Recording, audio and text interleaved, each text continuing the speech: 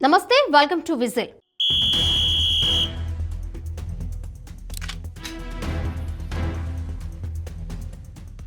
నెల్లూరు జిల్లా ఉదయగిరి నియోజకవర్గం కబ్జాలకు, దందాలకు, అలాగే బెదిరింపులకు కూడా ఒక అడ్డాగా మారిపోయిందని రీసెంట్గా జరిగిన ఒక ప్రసాద్ నాయుడు అనే వ్యక్తి హత్యతో నిరూపితమవుతుంది.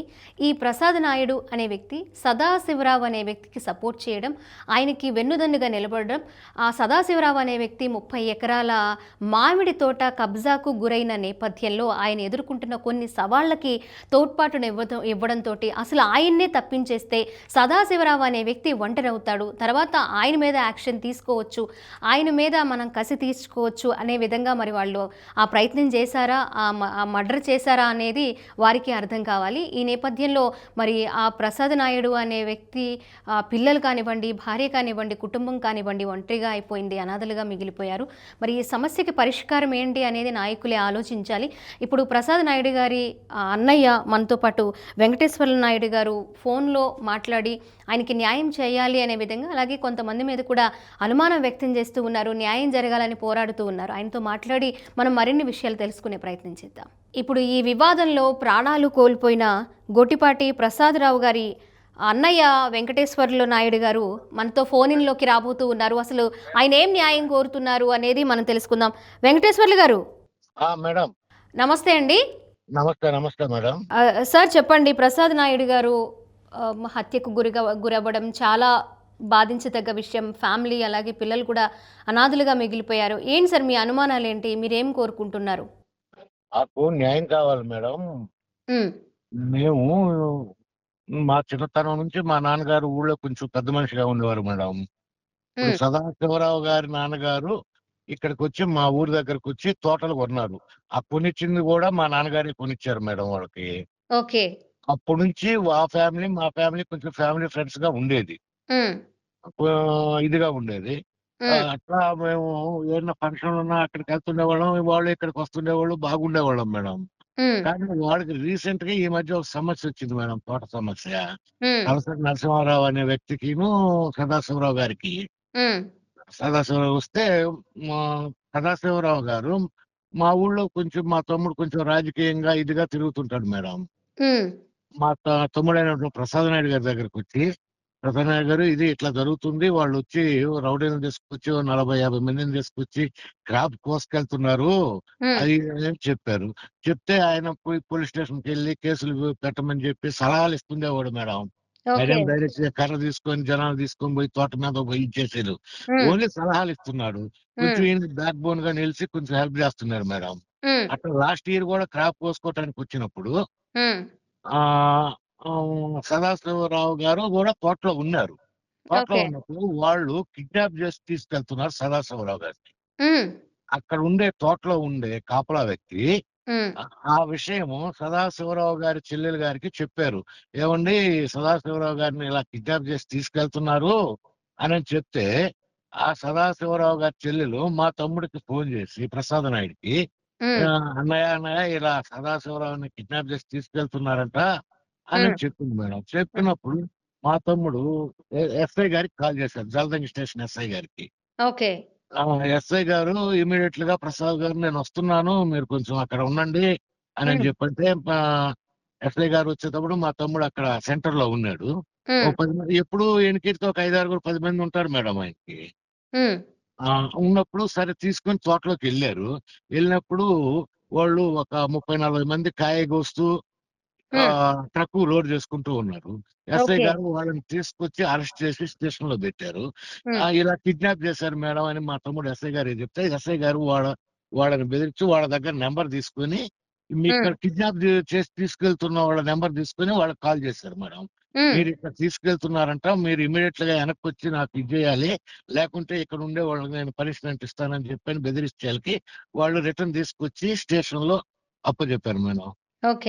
దానికి అక్కడ అతన్ని వదిలేసేసి వాళ్ళు వచ్చేసారు మేడం స్టేషన్ కి వచ్చినప్పుడు అప్పుడు మా తమ్ముడు ఆ కేసులో ప్రధాన సాక్ష్యం మేడం. ఓకే. ఇప్పుడు మీ మీ తమ్ముడు ఎవరైతే ఉన్నారో ప్రసాద్ నాయుడు గారిని తప్పించడం ద్వారా, హత్య చేయడం ద్వారా ఇప్పుడు ఈ తోటంతా కూడా ఆయన సొంతం కాదు కదా, మెయిన్ మెయిన్ వ్యక్తి మీ తమ్ముడు కాదు. అలాంటప్పుడు ఎందుకు మర్డర్ చేయాల్సి వచ్చింది అని అనుకుంటున్నారు మీరు?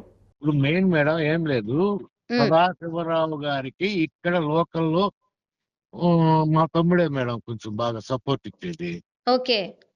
ఆ సపోర్ట్ ఇతను కానీ తప్పిస్తే అతను బ్యాక్ బోన్ తీసేసినట్టు అవుతుంది. ఇక్కడ ఇతను ఏం చేయలేడు.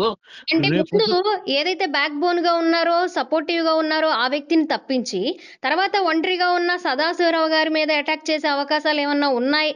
ఆ ప్లానింగ్ లోనే ఈ ప్రసాద్ నాయుడు గారి మీద మేడం, అవును మేడం, అవును అలా మేడం, జరిగింది అనుకోవచ్చు అవును అంటారా? మేడం, అవును మేడం. ఇతన్ని తప్పించేస్తే ఇతను ఇంకేం చేయలేడు. నెక్స్ట్ ఇతను కూడా ఇది చేసేస్తే వాళ్ళ ఫ్యామిలీని బెదిరించేసి ఆ పొలం మొత్తం హ్యాండ్ ఓవర్ చేసుకోవాలని ఒక దురుద్దేశంతో ఈ పని చేశారు మేడం. దీనికి వీళ్ళు 3-4 కేసులు పెట్టారు మేడం స్టేషన్ లో. ఒకటి కిడ్నాప్ కేసు పెట్టారు, ఒకటి ఎస్టీ కేసు పెట్టారు, ఇంకోటి థెఫ్టింగ్ దొంగతనం క్రాప్ కోసినందుకు అదొక కేసు పెట్టారు. ఎవరు? సదాశివరావు గారు ఓకే.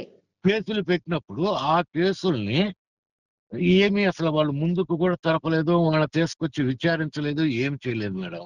లేనప్పుడు సదాశివరావు గారు తెలుగుదేశం పార్టీ ఆఫీస్ మంగళగిరిలోని పార్టీ ఆఫీస్కి వెళ్ళేసి అక్కడ రేజ్ చేశారు మేడం వాళ్ళకి ఇష్యూని. ఇలా ఇలా అలా జరుగుతుందండి, నాకు న్యాయం కావాలని అని చెప్పి వాళ్ళకి అర్జీలు ఇచ్చేసారు మేడం. అప్పుడు అక్కడ నుంచి కొంచెం ఇది వచ్చేసరికి ఆ కేసులు కొంచెం పుట్టప్ చేశారు మేడం. అది కొన్ని కేసులు కూడా కట్టలేదు మేడం. కొన్ని కేసులు కట్టుకుంటే వీళ్ళు కోర్టు ద్వారా వెళ్ళి కేసులు కట్టించుకున్నారు. అంటే కబ్జాదారులకు పోలీసులు సపోర్ట్ చేస్తున్నారనా మీ అనుమానం? అవును, ఎస్ మేడం. పోలీసు సపోర్ట్ చేయకుంటే అక్కడెక్కడి నుంచో నాగాయలంక నుంచి వచ్చిన వ్యక్తికి పోలీసులు మా లోకల్ నాయకులు సపోర్ట్ చేయకుంటే అతను ఇంత ఇది చేయరు కదా మేడం. పోలీసులు న్యాయంగా గనక వీళ్ళు కేసులు పెట్టినప్పుడు అతన్ని పిలిపించి అదేదో మాట్లాడి పరిష్కారం చేసో లేకుంటే అతను పనిష్మెంట్ ఇచ్చుంటే మా తమ్ముడి హత్య జరిగేది కాదు కదా మేడం. ఎంత దూరం రాదు కదా. వాళ్ళు అట్లా చేయకుండా వన్ సైడ్ సపోర్ట్ చేస్తూ ఇంత దూరం దారుణానికి ఇదయ్యారు మేడం. సార్ వెంకటేశ్వర్ల నాయుడు గారు, ఇప్పుడు మీ తమ్ముడిని కోల్పోయారు ప్రసాద్ నాయుడు గారిని. మరి ఈ తోట వివాదంలో ఇంకెవరికైనా సదాశివరావు గారితో పాటు ఇంకెవరికైనా ప్రాణాపాయం గాని, వారిని టార్గెట్ చేసే విధంగా గాని, ఇంకేమైనా బెదిరింపులు, అలాగే వారిని కిడ్నాప్ చేసే వ్యవహారాల్లో ఏమైనా లీక్ అయినట్లు అనుమానాలు ఎవరి మీదైనా ఉన్నాయా? ఏమైనా జరుగుతున్నాయా దానికి సంబంధించి? లేక మీ తమ్ముడు గారి మరణంతోనే ఇది ఆగిపోయే అవకాశాలు ఉన్నాయనుకుంటున్నారా? అని నేను అనుకోవట్లేదు మేడం. ఇప్పుడు నెక్స్ట్ మా తమ్ముడిని తప్పించారు. ఆ పొలం కోసం సదాశివరావు గారిని కూడా తప్పించే ప్లాన్ లో ఉన్నట్టు మాకు అనుమానం. తర్వాత నెక్స్ట్ నేను ఈ పోలీసుల ద్వారా తిరుగుతూ ఎస్పీ గారి దగ్గరికి వెళ్తూ నేను న్యాయం చేయండి మాకు అని చెప్పి 2 చేతులు జోడించి ఎస్పీ గారిని వేడుకున్నాను, అందరిని వేడుకుంటున్నాను మేడం. నా మీద కూడా నాకేమన్నా ఇవన్నీ చేస్తున్నాను కొంచెం గట్టిగా కేసు ఇదయిందంటే శిక్ష పడేటట్టుంటే నన్ను కూడా ఏదైనా తప్పించే ప్లాన్ లో ఉంటారేమో నా డౌట్ మేడం. అది మేడం. మీరు ఈ కలిగిరి సిఐ మీద కూడా కొన్ని అనుమానాలు వ్యక్తం చేస్తున్నారు. ఏంటి మీ అనుమానం ఏంటి? మీరు అనుమానించే విధంగా ఆ సిఐ దగ్గర నుంచి మీరు ఏం చూసారు? సిఐ దగ్గర నుంచి నేనేం చూడలేదు మేడం. మా తమ్ముడు నేను అడిగా ఏం సదాశివరావు గారి కేసులో ఏమైందని అడిగినప్పుడు సిఐ గారన్నా నన్ను బెదిరించారు, ఆ కేసులో నువ్వు ఇన్వాల్వ్ అయితే నిన్ను అరెస్ట్ చేయాల్సి వస్తుందని బెదిరించారు.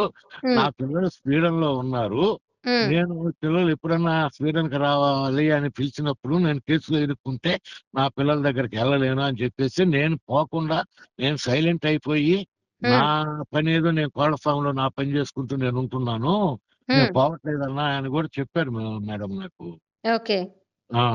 లోకల్ గా కొంచెం చిన్న లీడర్లు ఉన్నారు మేడం, వాళ్ళకు కూడా కంటూ మా తమ్ముడి మీద. ఎందుకంటే ప్రతిదానికి అడ్డం ఉన్నాడు. రేపు ఎలక్షన్స్ ఇప్పుడు వైసీపీ టీడీపీ మేడం. టీడీపీలో 2 గ్రూపులు. మేము లాస్ట్ ఎలక్షన్స్ లో వైసీపీ చేసాము, ఇప్పుడు ప్రజెంట్ మేము టీడీపీకి హార్ట్ఫుల్ గా చేసాం. మా పంచాయతీలో ఎప్పుడు కూడా టీడీపీ థర్డ్ ప్లేస్ లో ఉండేది. మేము వైసీపీ పోటీ పెట్టుకున్నా టీడీపీ కూడా పోటీ పెడితే టీడీపీ థర్డ్ ప్లేస్ లో ఉండేది మేడం. అలాంటిది మేము టీడీపీలో చేరినాక 400 డెఫిసిట్ లో ఉండే దీన్ని తీసేసి మళ్ళీ 400 మెజార్టీ తెప్పించాం మేడం మేము. మాకు అంత కష్టపడి మేము అంత చేసినా కూడా ఎమ్మెల్యే సహకారం మాకు దొరకల. ఏదైనా పనికి పోయినా కూడా మాకు సహకరించట్లేదు. పాతోళ్ళు ఏంది వాళ్ళు వైసీపీ వాళ్ళు వాళ్ళకెట్లా చేస్తారు సార్ మీరని చెప్పి ఆయన బెదిరిస్తూ వాళ్ళు మమ్మల్ని దగ్గర అని కూడా చేసుకుంటూ వచ్చారు. ఈళ్ళకి మేము అడ్డంగా అయిపోయినాం మేడం టీడీపీలో ఇప్పుడు వాళ్ళకి పాత నాయకులకి. వెంకటేశ్వర నాయుడు గారు, ఇప్పుడు మేడం. మేడం. ఈ సమస్యకి పరిష్కారం అనేది చాలా అవసరం. మీరు అవును మేడం. ఆ తోటకి సంబంధించి ఆ లోకల్ పొలిటీషియన్స్‌ని కలిసారు. పోలీస్ స్టేషన్‌ని ఆశ్రయించారు. అలాగే మీరు కొంత బెదిరింపులకు గురయ్యారు. అలాగే మిమ్మల్ని కిడ్నాప్ చేసి, అలాగే సదాశివరావు గారిని కొట్టి ప్రయత్నం, చంపే ప్రయత్నం, కిడ్నాప్ చేయడం ఇవన్నీ కూడా మే- జరిగాయి. అలాగే మేడం ఆ! మేడం మేము డైరెక్ట్ గా మేము ఇన్వాల్వ్ అయితే కాలేదు మేడం. హ్మ్. సదాశివరావు గారి తోటలో 3 సంవత్సరాలు క్రాప్ కోసుకొని పోయారు, కిడ్నాప్ చేశారు. వాళ్ళ హ్మ్. తోటలో ఉండే కాపలా వ్యక్తుల్ని తిట్టారు, కులం పెట్టి తిట్టారు, వాళ్ళని బయటికి నెట్టారు, చీరలాగారు, ఆడమనిషి చీరలాగారు, అన్ని చేశారు వాళ్ళు మేడం. మేమైతే డైరెక్ట్ గా వాళ్ళ తోటలోకి ఈ రోజుకి మేము అడుగు పెట్టలేదు. మా తమ్ముడు మేమంటే నేను కాదు మేడం, నేను హ్మ్. కావల్లో ఉంటాను. హ్మ్. మా తమ్ముడు ఊళ్ళో ఉంటాడు కాబట్టి తోటలోకి అడుగు పెట్టలేదు, దాంట్లో డైరెక్ట్ గా ఇన్వాల్వ్ కాలేదు. హ్మ్. కాకుంటే హెల్పింగ్ గా కొంచెం సలహాలు ఇస్తూ ఉండేవాడు అతనికి. హ్మ్. ఫస్ట్ లో అయితే 2 సార్లు స్టేషన్ కి తీసుకెళ్లాడు, మాట్లాడిచ్చాడు, హ్మ్. న్యాయం చేయమని కోరాడు అంతే మా తమ్ముడు. ఆ హ్మ్. అన్యాయంగా ఈయనకేమీ ఇది చేయమని చెప్పలేదు, ఫేవర్ గా చేయమని చెప్పలేదు మేడం. అది వాళ్ళిద్దరిని సదాశివరావు కూర్చోబెట్టి గారి న్యాయ పోరాటంలో మీ తమ్ముడు ఎవరైతే ప్రసాద్ నాయుడు గారు ఉన్నారో, ఆయన కొంచెం సపోర్ట్ చేస్తూ, ఆయన పోరాటానికి కాస్త తోడ్పాటునందించి, తోడుగా నిలబడ్డ మీ తమ్ముడు మేడం. హత్యకు గురయ్యారు. మీ తమ్ముడిని మీరు కోల్పోయారు. అలాగే పిల్లలు అనాథలయ్యారు. మరి దీనికి పరిష్కారం ఏం జరిగితే దీనికొక పరిష్కారం వస్తదనుకుంటున్నారు? అసలు ఏం జరగాలి? పోలీసులు కానివ్వండి, అలాగే ఆ లోకల్ నాయకులు కానివ్వండి, ఏ విధంగా ముందుకొచ్చి ఒక స్టాండ్ తీసుకోవాలని మీరు ఎక్స్‌పెక్ట్ చేస్తున్నారు వెంకటేశ్వర్లు నాయుడు గారు? మేడం మాకు ఈ లోకల్లో పోలీస్ చేస్తారైతే మేము అనుకోవట్లేదు మేడం. హ్మ్. మాకు ఇప్పుడు స్పెషల్ ఆఫీసర్ గారిని వేశారు. హ్మ్. మాకు ఆయన మీద నమ్మకం ఉంది. ఆయన చేస్తాడనే నమ్మకం మాకు బాగుంది. హ్మ్. అయినా కూడా మళ్ళీ హై హై ప్రెషర్ నుంచి, హై లెవెల్ నుంచి ప్రెషరొస్తే ఏమన్నా మళ్ళీ ఇబ్బందులొస్తాయేమో మాకు అనుమానము. మాకేం లేదు మేడం. లోకల్ నాయకులు ఎవరున్నారు? చిన్న నాయకులు, హ్మ్. చోటా-మోటా నాయకులు లోకల్‌లో ఉండేవాళ్ళు. ఇన్వాల్వ్ లేకుండా వాళ్ళు అక్కడి నుంచి డైరెక్ట్‌గా ప్రసాద్ నాయుడు ఇక్కడ కోళ్ల ఫారం ఉంది. ఈ కోళ్ల ఫారంలో ఈ టైంలో ఎక్కడుంటాడు, ఆ టైంలో ఎక్కడుంటాడు అని వాళ్ళకి ఇన్ఫర్మేషన్ ఇచ్చింది ఇక్కడ ఊళ్ళో అయి ఉంటాడని మా డౌట్ మేడం. హ్మ్. మేము ఆ డౌట్‌ని పోలీస్ వారికి మేము చెప్పాము. హ్మ్. మాకు వాళ్ళని విచారించి తగిన గట్టిగా చర్య తీసుకుంటే వాళ్ళు ఇన్వెస్టిగేషన్ చేస్తే వాళ్ళు చెప్తారు మేడం ఎవరు, ఎట్లా, ఏంటనేది. హ్మ్. వాళ్ళయన్నీ పూర్తిలాగితే బయటకొస్తాయి. వాళ్ళని మాకు కావాల్సింది వాళ్ళు మేడం. హ్మ్. వీళ్ళని ఎలా దొరికారు, అరెస్ట్ చేశారని ని ని రిమాండ్‌లో ఉంటారు కదా! నిందితుల్ని పట్టుకునే విషయంలో, వారిపై చర్యలు తీసుకునే విషయంలో ఎలా జరుగుతుందనుకుంటున్నారండి? దానికి సంబంధించిన విచారణ అంతా, వాళ్ళకి శిక్ష పడే విధంలో కూడా మీకు న్యాయం జరుగుతుందని అనుకుంటున్నారా? మేడం మేమనుకోవటం ఇప్పుడు ఈ హత్య చేసిన నిందితులు చేయించిన వ్యక్తి వరకు బానే చేశారు. వాళ్ళని అరెస్ట్ చేశారు. రిమాండ్‌కి పంపించారు, బానే ఉంది. మేము అనుమానితులను కొంతమంది పేర్లు చెప్పుకున్నాం. హ్మ్. వాళ్ళని ఇన్వెస్టిగేషన్ సరిగ్గా చేయట్లేదేమోనని మా డౌట్ మేడం. అంటే ఇంకెవరి మీద ఇలాంటి దారుణాలు జరగకుండా, ఎవరు అన్యాయం కాకుండా ఉండేందుకు కాకుండా కొంతమంది అనుమానితుల పేర్లు మీరు చెప్పారు. చెప్పాం మేడం. లోకల్‌గా ఓకే. సహకరించిన వాళ్ళ పేర్లు చెప్పాము. హ్మ్. మీరు సహకరించారని మా అనుమానం గట్టిగా మాకైతే 100% అనుమానం ఉంది. హ్మ్. వాళ్ళని గట్టిగా ఇన్వెస్టిగేషన్ చేస్తే హ్మ్. వాళ్ళెవరనేది బయటకొస్తారు మేడం కరెక్ట్‌గా. ఓకే. వెంకటేశ్వర్లు నాయుడు గారు, మీకు న్యాయం జరగాలని, అలాగే ఎవరైతే తండ్రిని కోల్పోయి ఉన్నారో పిల్లలకు కూడా వాళ్ళకి ధైర్యాన్ని ఇవ్వాలని మేము కోరుకుంటూ ఉన్నాము. అలాగే ఈ భూ కబ్జాలకు, భూ వివాదాలకు ఇంకెవరు కూడా బలి కాకుండా ఉండే విధంగా అధికారులు కానివ్వండి, న్యాయం కూడా వారి పక్షాన నిలబడి న్యాయం జరిగే విధంగా చర్యలు తీసుకోవాలని మేము కూడా కోరుకుంటున్నాము. సో, చూసాం కదా, నెల్లూరు జిల్లా ఉదయగిరి నియోజకవర్గం బెదిరింపులకు, భూ కబ్జాలకు, అలాగే దందాలకు కేర్ ఆఫ్ అడ్రస్ ఫేమస్గా మారడం, గత కొన్నేళ్లుగా కూడా ఆ ఏదైతే 30 ఎకరాల మామిడి తోట కబ్జాకి గురై వాళ్లే ఆ మామిడి తోట క్రాపు దానిలోనే రాజ్యం వెళ్తూ కూడా ఒక నిండు ప్రాణాన్ని బలి తీసుకొని 2 పిల్లల్ని అనాథలను చేసి ఆ కుటుంబాన్ని తోడు నీడ లేకుండా రోడ్డును పడేసే పరిస్థితి వచ్చింది. సో న్యాయం జరగాలని, న్యాయం వైపు అధికారులు కూడా నిలబడాలని మనం కూడా కోరుకుందాం. విజిల్ గతంలో కూడా ఎవరైతే ఆ సదాశివరావు అని ఆ పొలానికి సంబంధించిన వ్యక్తి ఉన్నారో, అలాగే కబ్జాకి గురి చేశారు, కబ్జా చేశారనే వ్యక్తిని కూడా మనము మన స్టూడియోకి, విజిల్ స్టూడియోకి తీసుకొచ్చి దానికి సంబంధించిన అన్ని వివరాలు సేకరించి కథనాలని స్టోరీ రూపంలో మనము ప్రసారం చేయడం కూడా జరిగింది. మరి ఇప్పుడు ఎవరైతే ఈ వెంకటేశ్వర నాయుడు గారు, ప్రసాద్ నాయుడు గారి అన్నయ్య చాలా బాధలో, చాలా విచారంలో ఉన్నారు, తమ్ముడిని కోల్పోయారు, పిల్లలు అనాథలయ్యారు, మరి తర్వాత ఏంటి పరిస్థితి, నన్నేం చేస్తారు, నేను ఫైట్ చేస్తున్నాను, మాకు న్యాయం జరగాలని ఫైట్ చేస్తున్నానని ఆయన కూడా ఒక భయాందోళన వ్యక్తం చేస్తున్న పరిస్థితి.